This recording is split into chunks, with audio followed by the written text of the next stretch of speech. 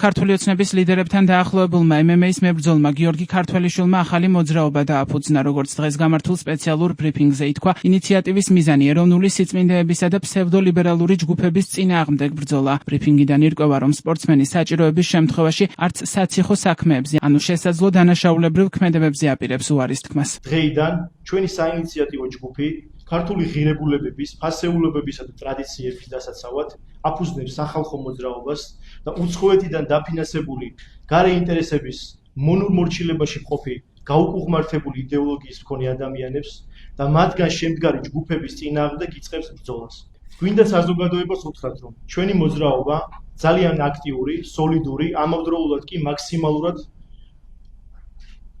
კონსტრუქციული იქნება, მაგრამ თუ კი ჩვენ კულტურისა, ეროვნული იდენტობისა და დაცვისთვის იქნება აუცილებელი, არანაირ საფრთხეს არ მოვერიდებით. მზად ვარ თითოეული ჩვენი ქმედებაზე ვაგოთ პასუხი, საჭიროების შემთხვევაში ციხეშიც კი წავიდეთ. ამ განცხადებას მკაცრი გამოხმაურება მოჰყვა ოპოზიციისა და სამოქალაქო სექტორის მხრიდან. მათი შეფასებით სახეზეა ქვეყანაში ეგრეთ წოდებული ჩეჩნური მოდელის დანერგვის მცდელობა, სადაც არაფორმალური ძალადობრივი დაჯგუფებები ხელისუფლების ნაცვლად უსწორდებიან განსხვავებულად მოაზროვნე და მიუღებელ პირებს, რაც სახელმწიფო ინსტიტუტების ჩანაცვლებისა და საზოგადოებრივი ტერორის რეალურ საფრთხეს ქმნის. იურისტების შეფასებით საჯაროდ გაჟღერებული ეს ინიციატივა სცდება გამოხატვის თავისუფლების ფარგლებს და შეიცავს საქართველოს სისხლის სამართლის კოდექსით გათვალისწინებული დანაშაულის ნიშნებს. მათი განმარტებით მსგავსი ძალისმიერი ჯგუფებისა და ფორმირებების შექმნა კანონმდებლობის შესაბამისად შესაძლოა დაკვალიფიცირდეს ისეთ მუხლებად, რომლებიც მკაცრ მრავალწლიან პატიმრობას ითვალისწინებს. იმ ფონზე, როდესაც საჯარო სივრცეში ღიად კეთდება განცხადებები ძალისმიერი მეთოდებისა და კანონის შესაძლო დარღვევის შესახებ, ოპოზიცია სამართალდამცავი უწყებებისა და მმართველი პარტიის მხრიდან ყისიერ სამართლებრივ და პოლიტიკურ რეაგირებას მოითხოვს.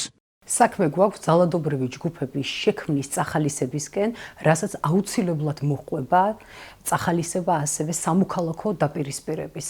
პირველ რიგში ძალოვანმა უწყებებმა, შესაბამის მოუწყებებმა უნდა მიიღონ სასწრაფოდ გადაწყვეტილება და აღკვეთონ ასეთი ფორმირების ეგრეთ წოდებული ანტიკონსტიტუციური მორალის პოლიციის შექმნის მცდელობა დასაწყისიდანვე და თუ ასეთი რამ არ მოხდა, ამ შემთხვევაში სახელმწიფო გამოვა თანამონაწილე იმ ძალიან ცუდი პროცესების, რაც შეიძლება ამ გადაწყვეტილებას მოყვეს. ეს იქნება ძალადობა თავისუფალ აზრზე, ძალადობა გამოხატვის თავისუფლებაზე, ძალადობა შეკრების თავისუფლებაზე და რა თქმა უნდა, ეს კვლავ დაგვაფრუნებს იმ ძველ და შავბნელ 90-იან წლებში, როდესაც ამ ქვეყანაში იყო ქაოსი, იყო დაპირისპირება და იყო განუკითხავი კრიმინალი. უბრალოდ წარმოუდგენელია, რომ ქართული ოცნება, რომელიც ქვეყანაში მართავს ყველაფერს, სულს, პროკურატურას, სასამართლოს, პარლამენტში რა კანონსაც უნდა იმ კანონს იღებენ, ყველაფერი მათი.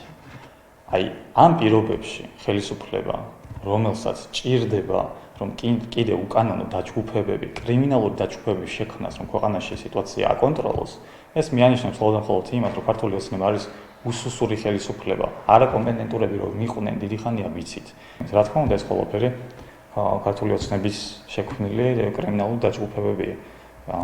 სანამ მიიყვანს ეს პროცესები ქართულ ოცნებას, ძალიან მალე ვნახავთ ყველა, იმიტომ რომ ამის იქით ჩიხი არ არსებობს ამ აქედან გამოსავალი და აი ეს პროცესები, რასაც ქართული ოცნება თავად ქმნის, ეს პროცესები დაამთავრებს ამ ხელისუფლებას ძალიან მალე. ქართულ ოცნებაში გიორგი ქართველიშვილის ინიციატივას დადებითად აფასებენ. ოცნების დეპუტატ მარჩილ გორდულაძემ თქვა, რომ კულტურისა და რწმენის დასაცავად ხმის ამაღლება მისასალმებელია, თუმცა მისივე თქმით, ყველაფერი კანონის ფარგლებში უნდა მოხდეს. გორდულაძის თანახმად ქვეყანაში პირთა თავისუფალი გაერთიანება და აზრის გამოხატვა უზრუნველყოფილია.